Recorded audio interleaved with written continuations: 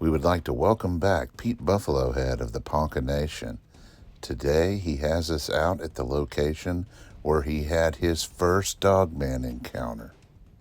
Be sure and stay with us till the end when Pete tells us his people's story of the origins of the Dogman people.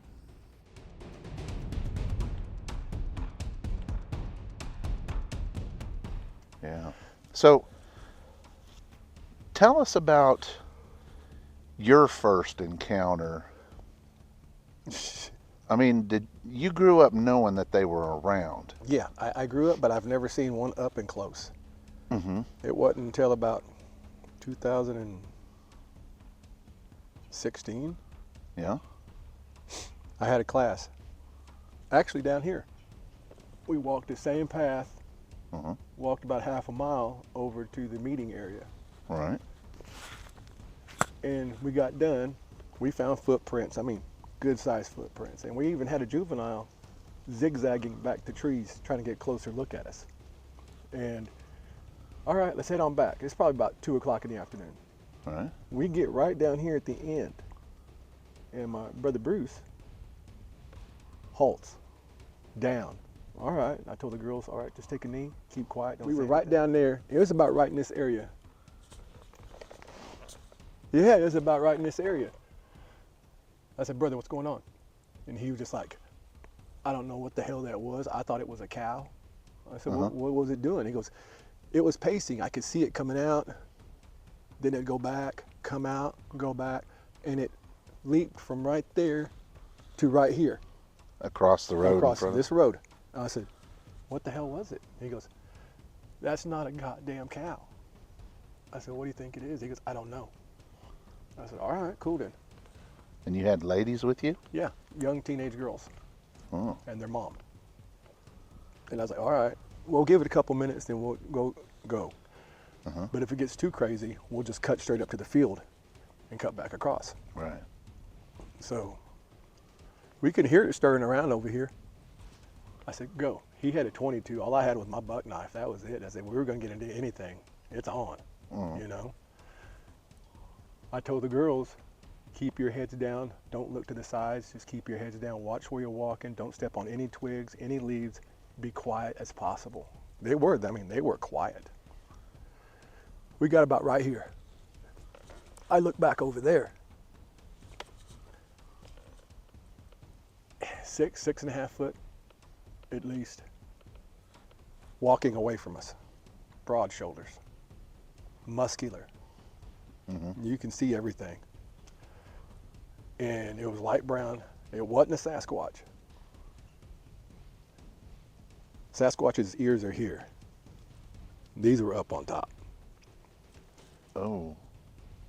And it knew we were watching it. And it just kept slowly walking. Grab a branch, pop it off. He's walking back that way. It allowed you to see. It allowed us to see him. And he knew that we weren't going to do anything, so. The girls, I said, when you get to the edge, haul ass. They hit that edge, boom, boom, boom, boom. They were hauling ass up that damn road to go where we were parked at. I get to the top, I'm looking at Bruce. I said, "The fuck?" And he was like, what was that? And I said, that was a goddamn dog, man. And he was like, are you shitting me? We got him down here now? I said, they've always been here. Mm-hmm. And he was just like, that's my first one. I said, that's my first one up close. Was it black? No, light brown. Oh, light brown.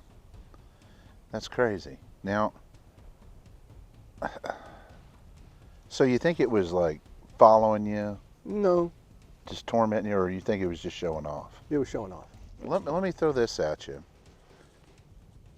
You know, every time you get on a YouTube channel and you watch these shows and people are talking about them, they always come back to the same thing. You know, they're like, you'll hear people say, well, it was evil. It was, you know, it.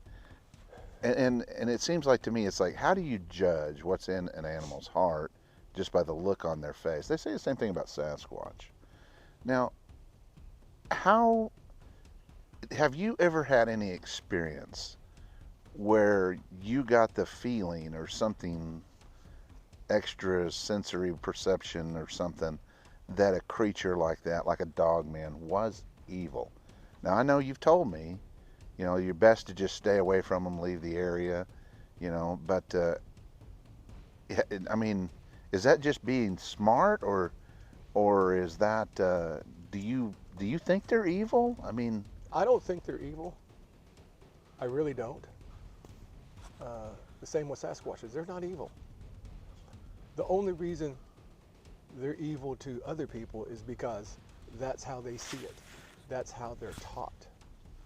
That's the if you go to church and you see a Bigfoot, that's not of the earth. That is of Satan. that's just Bullshit. that's just those small town pastors. They But don't know what they. exactly, because they don't know our ways. They don't know our religion or our culture, our beliefs. You remember when you were at Hanabi and you told that story about where the Dogman came from? Mhm.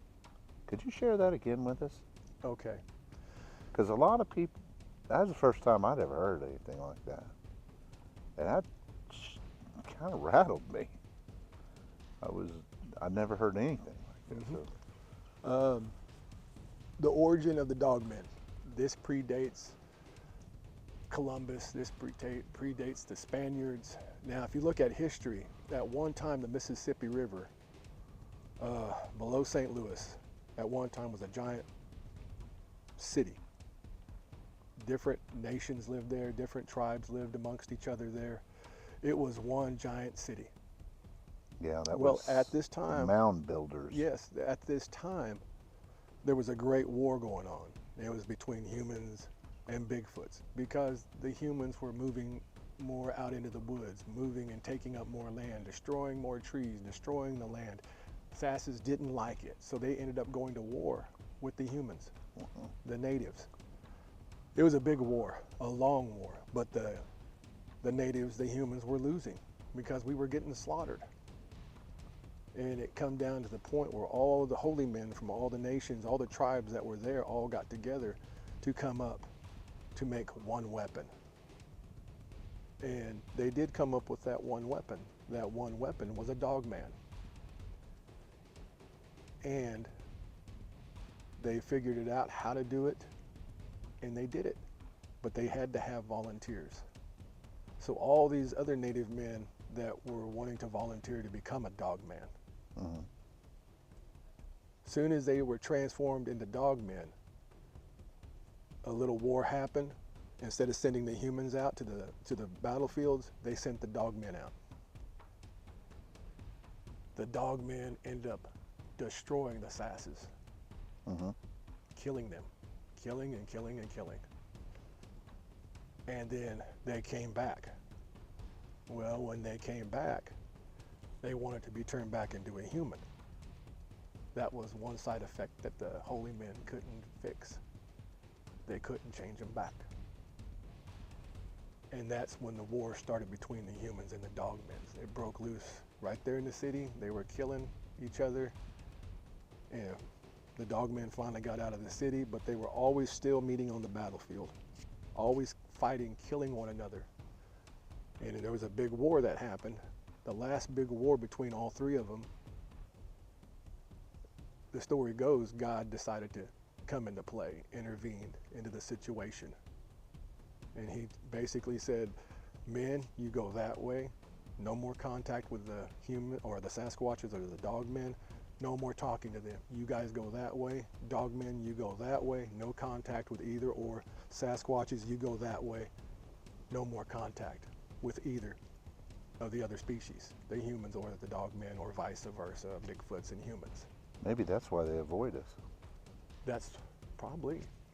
But that was the story that was told.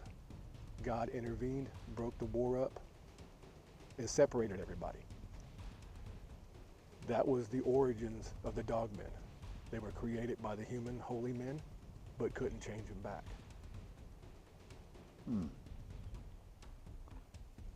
And they became their own breeding population. Mm-hmm. So there must have been some females in there too. Mm-hmm. Are they? I'm guessing they're not eternal. No, they're not eternal. They die. They die. So what we've got running around here is the remnants of a breeding population of them. Mm-hmm. That's fascinating. That would explain. Now these are the ones that look pretty human, I'm guessing. Yeah. Fingers, upper torso of a man, but still have the head of a wolf. Right. Fascinating. They're really active in Anadarko. Yeah. Oh damn it, Anadarko, Fort Cobb.